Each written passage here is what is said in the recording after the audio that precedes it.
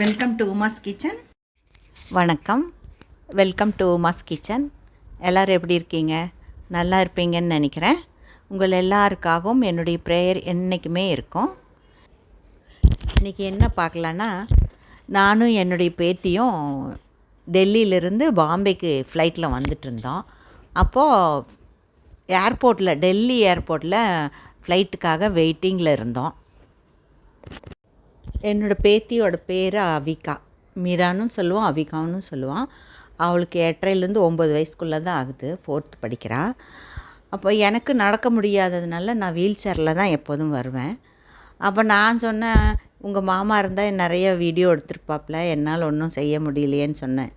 அப்போ உடனே அது உனக்கு வீடியோ தானே எடுக்கணும், கொண்டா உன் ஃபோனுன்னு சொல்லி என் கையில் இருந்த ஃபோனை வாங்கிட்டு அது அங்கேயும் இங்கேயும் அந்த ஃபோனை அப்படியே வச்சுட்டு நடக்க ஆரம்பிச்சிருச்சு. நான் நினச்சா சும்மா ஏதோ ஒன்று பார்க்குதாக்கும், ஏதோ ஒன்று அப்படின்னு நினச்சிட்டு இருந்தேன்.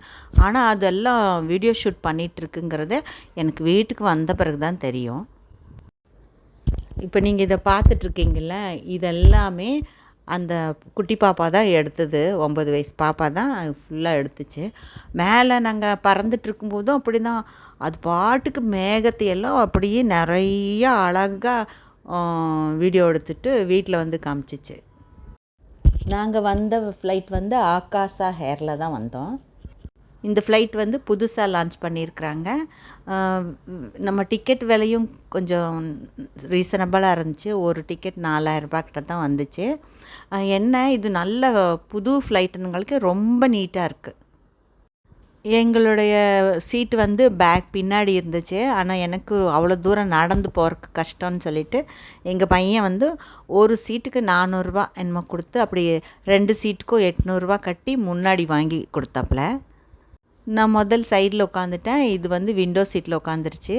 சென்ட்ரலில் வந்து யாரும் இல்லாததுனால அதுக்கு ரொம்ப வசதி ஆயிடுச்சு. இப்போல்லாம் டிக்கெட் விலையெல்லாம் கொஞ்சம் குறைஞ்சிருச்சுன்னு நம்ம நினைக்கிறோம். ஆனால் அந்த எவ்வளோக்கு எவ்வளோ குறையுதோ அவ்வளோக்கு அவ்வளோ நமக்கு சர்வீஸும் குறைஞ்சிருது. முன்னாடியெல்லாம் ஏரில் போகிறதா இருந்தால் ரொம்ப அதிசயமாக இருக்கும். பணம் உள்ளவங்க தான் போவாங்க. ஆனால் அவ்வளோ நமக்கு பணிவிடை அதிகமாக பண்ணுவாங்க. நம்ம சர்வீஸ் ரொம்ப நல்லாயிருக்கும். இப்போ அந்த மாதிரி சர்வீஸ் சொல்ல முடியாது. முதல்ல சாப்பாடெல்லாம் அங்கே உள்ளே கொடுத்துருவாங்க, எல்லாமே கொடுத்துருவாங்க, ஒன்றுமே நம்ம கொண்டு போக வேண்டாம். ஆனால் இப்போ நம்ம வந்து சாப்பிட்றதுக்கு பேக் பண்ணணும், தண்ணி கொண்டு போகணும், எல்லாம் A to Z நம்ம கொண்டு போக வேண்டியதாக இருக்குது. ஒரு சில ஃப்ளைட்டில் மட்டும்தான் இந்த மாதிரி ஏர் இண்டியா, இந்த மாதிரி ஒரு சில ஃப்ளைட்டில் மட்டும்தான் முன்ன மாதிரியே சாப்பாடு கொடுக்குறாங்க, எல்லாம் பண்ணுறாங்க. குறிப்பிட்ட ஃப்ளைட்டில் மட்டும்தான் நமக்கு சாப்பிட கிடைக்கும், எல்லா ஃப்ளைட்லேயும் கிடைக்காது. முதல்லலாம் நம்ம ஏர்போர்ட் போகிறதா இருந்தால் ரொம்ப சீக்கிரம் போயிடுவோம். முதல் போனோடனே நமக்கு வருஷ பிரகாரம் சீக்கிரமாக விண்டோ சீட்டெல்லாம் புக் பண்ணி கொடுத்துருவாங்க. இப்போ அப்படி இல்லை. இப்போ வந்து மோஸ்ட்லி விண்டோ சீட்டுக்கு பணம் வாங்குறாங்க. அதனால் இப்போ உங்களுக்கு விண்டோ சீட் வேணும்னா வெப் செக்கிங் ஸ்டார்ட் ஆனோடனே நீங்கள் புக் பண்ணுங்கள். அப்போ விண்டோ சீட்டு கிடைக்கிறதுக்கு சந்தர்ப்பம் இருக்குது. ஆனால் அது பின் சைடில் கொடுப்பாங்க. பேக் நமக்கு ஃப்ரீயாக விண்டோ சீட் கிடைக்கிறதா இருந்தால் இந்த மாதிரி ட்ரை பண்ணி பாருங்கள்.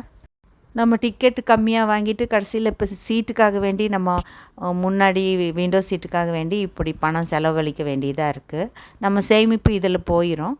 அதனால் வெப் செக்கிங் ஸ்டார்ட் பண்ணோடனே நீங்கள் புக் பண்ண ஆரம்பிச்சிருங்க. நம்ம பணம் மிச்சம் பண்ணுறோன்னு சொல்லிவிட்டு இந்த ஃப்ளைட்டுக்குள்ளெல்லாம் வரும்போது ரொம்ப காஸ்ட்லி. ஒரு காஃபியே 100லேருந்து 150 ரூபா வரைக்கும் இருக்கும். ஒரு சாண்ட்விச் 400 ருபீஸ். அப்போது நம்ம சாப்பிட்ட மாதிரி இருக்காது. அதனால் நீங்கள் வீட்லேயே எல்லாம் ப்ரிப்பேர் பண்ணி ஒரு டப்பாலேயோ பேப்பர்லேயோ ஏதோ சுற்றி எடுத்துகிட்டு வந்துடுங்க. ஒன்று ஃப்ளைட்டுக்குள்ளே சாப்பிட்லாம், இல்லைன்னா நம்ம ஏர்போர்ட்டுக்குள்ளேயே வச்சு சாப்பிட்டுக்கலாம். இது நமக்கு ஒரு வசதி. நமக்கு பணமும் மிச்சமாகும். என்ன எல்லோரும் முன்னாடி எப்படி சாப்பிட்லான்னு நினைக்காதீங்க. இப்போ மோஸ்ட்லி எல்லாருமே இப்படி தான் செய்கிறாங்க. டெல்லியிலேருந்து பாம்பே வர்றதுக்கு 2 மணி நேரம் தான் ஆச்சு. ரொம்ப ஹாப்பியாக இருந்துச்சு. எனக்கும் எங்கள் பேத்தியும் 2 பேரும் ட்ராவல் பண்ணது. அது வீட்டை விட்டு அம்மா அப்பா விட்டுட்டு ஃபஸ்ட் டைம் எங்கூட ட்ராவல் பண்ணது. ஃப்ளைட் வந்து ஆன் டைமில் வந்துருச்சு. ஆனால் நாங்கள் அதை பேக்கேஜ் எல்லாம் எடுத்துகிட்டு வெளியே வர்றதுக்கு கொஞ்சம் இருட்டிடுச்சு சீக்கிரமாகவே. என்னுடைய பேத்தியோட வீடியோ உங்களுக்கு பிடிச்சிருக்குன்னு நினைக்கிறேன். பிடிச்சிருந்தா லைக் பண்ணுங்கள், ஷேர் பண்ணுங்கள், சப்ஸ்கிரைப் பண்ணுங்கள். Okay, take care, bye by.